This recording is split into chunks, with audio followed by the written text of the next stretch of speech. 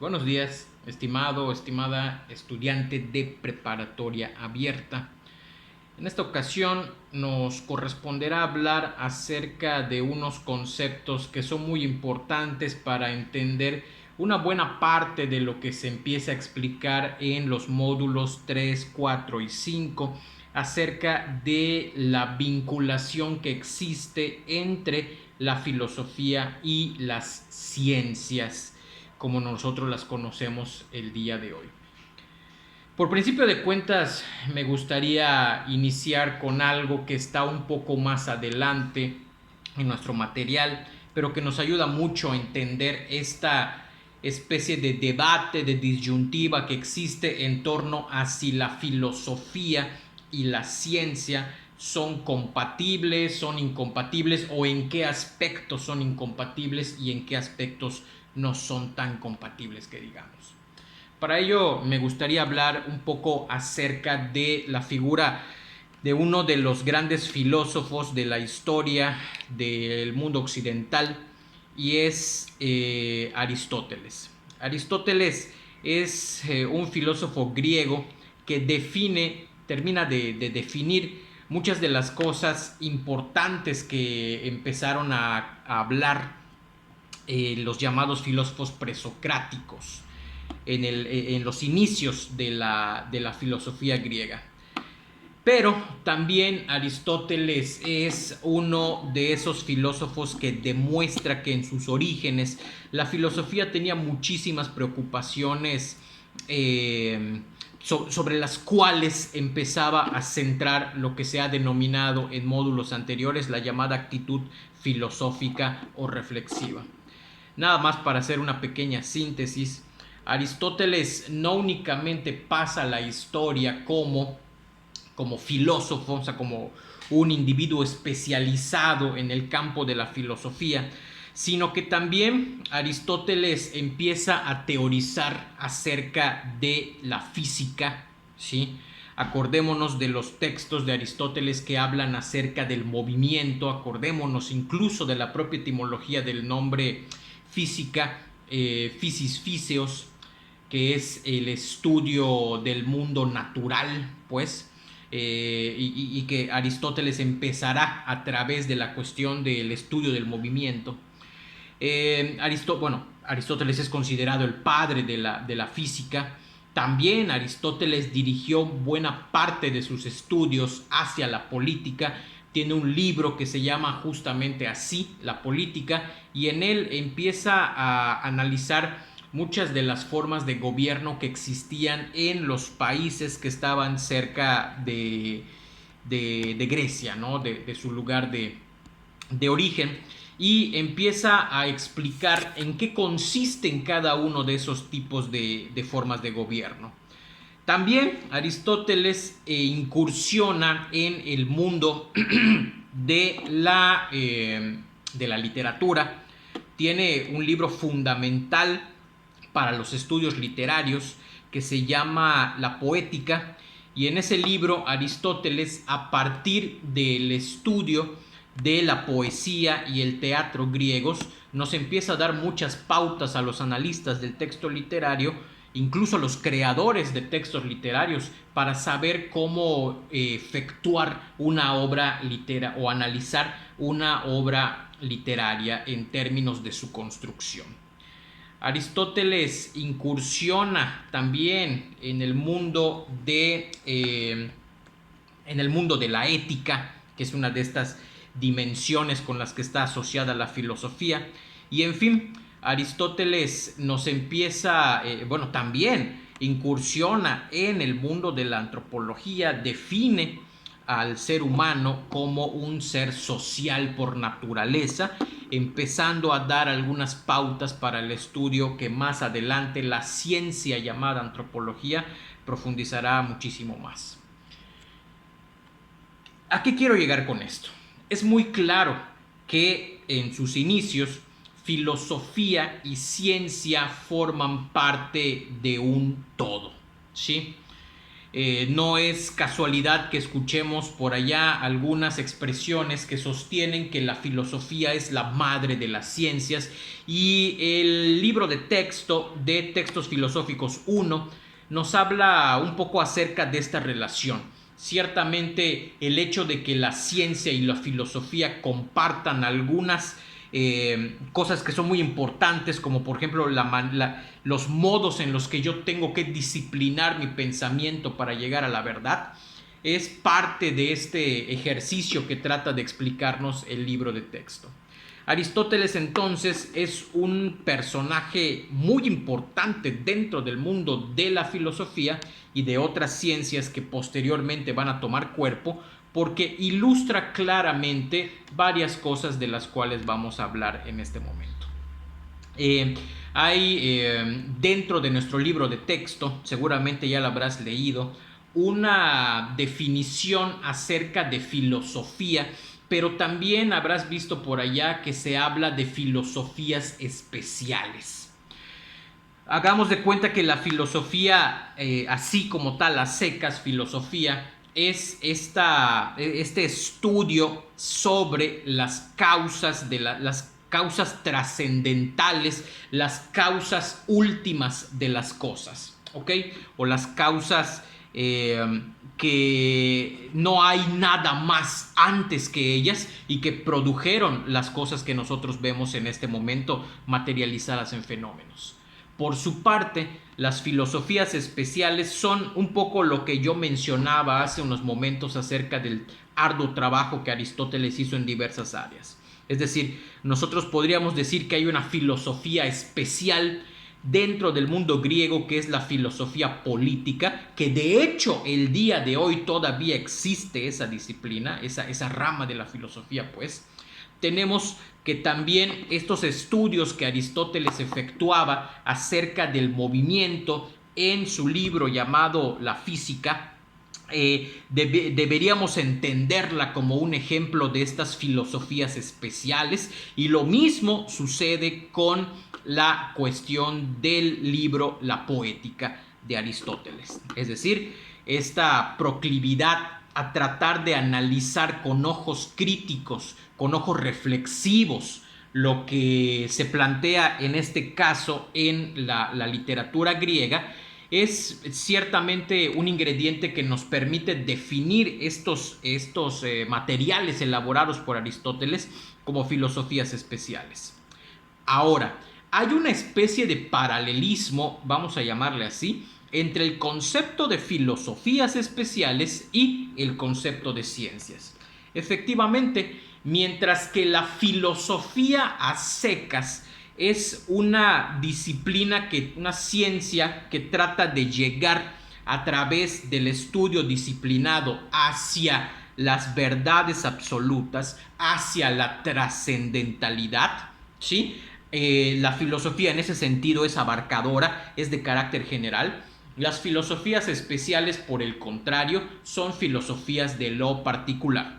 Por eso hablábamos de un libro de poética, de un libro de política y un libro de física, por ejemplo, en lo que hace Aristóteles en su trabajo, ¿no? Bueno, y también mencionar que Aristóteles, si es que ya pasaste o estás estudiando lógica, también en nuestro sistema de prepas abiertas, también nuestro querido amigo Aristóteles es el padre de la lógica. En fin, hasta acá nosotros podríamos entender que hay una especie de paralelismo, insisto, entre filosofías especiales que están dedicadas a analizar fenómenos particulares y las ciencias. Las ciencias, como tú sabes, el día de hoy están abocadas a estudiar fenómenos muy específicos de la realidad. Tomemos, por ejemplo, el caso del ser humano. El ser humano lo estudian muchísimas ciencias, cada una desde su propio enfoque, que es una de las cosas que vamos a explicar en unos minutos, que en el material se denomina a esta situación como el horizonte de comprensión científica. Ahora, las ciencias, por ejemplo, tomemos el caso, insisto, del ser humano. La medicina el objeto de estudio aparentemente es el mismo, ¿no? El ser humano, pero cada una de las ciencias delimita de modo particular, de modo específico, el objeto de estudio específico que le interesa sobre lo que aparentemente es una misma cosa. Pensemos en la medicina, que estudia de una manera particular al ser humano.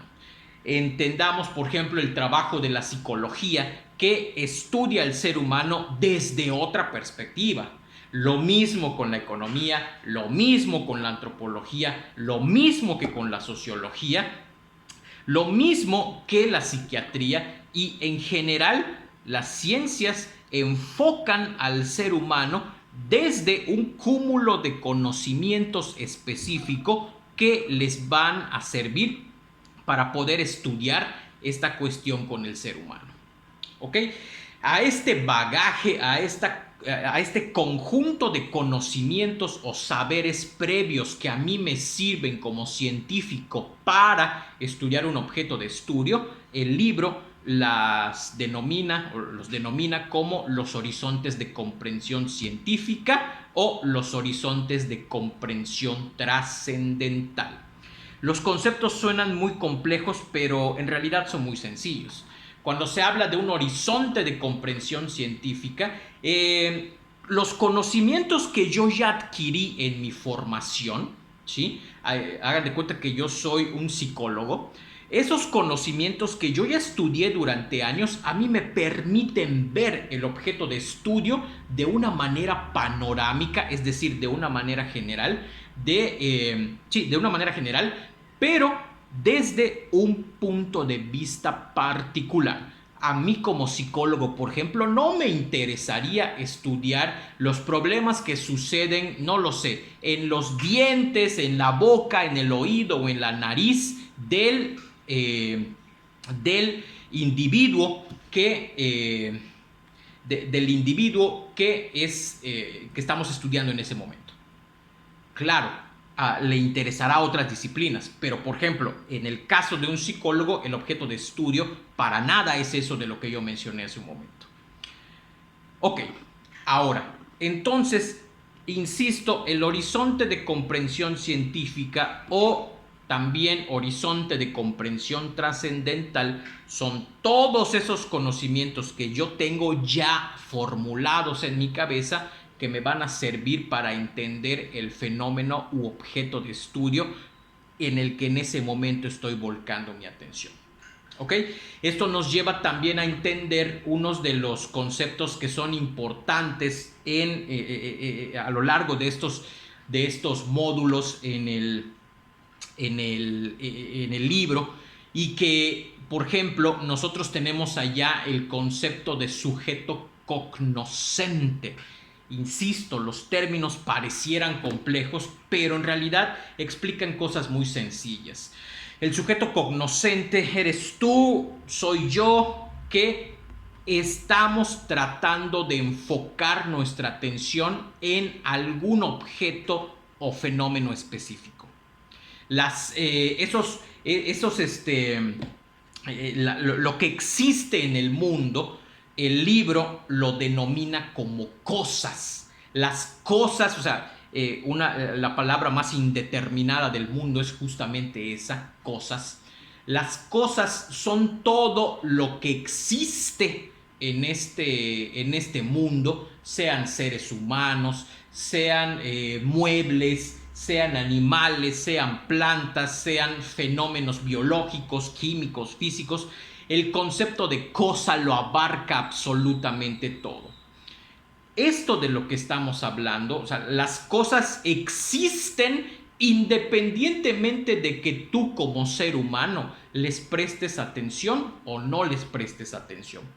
Ahora, el libro empieza a establecer una diferenciación muy clara entre cosa y objeto. Y ojo, porque esto es uno de los ejemplos que viene en el examen a modo de ejercicios. Esto es una cosa, se llama USB, es una unidad que me sirve para grabar información.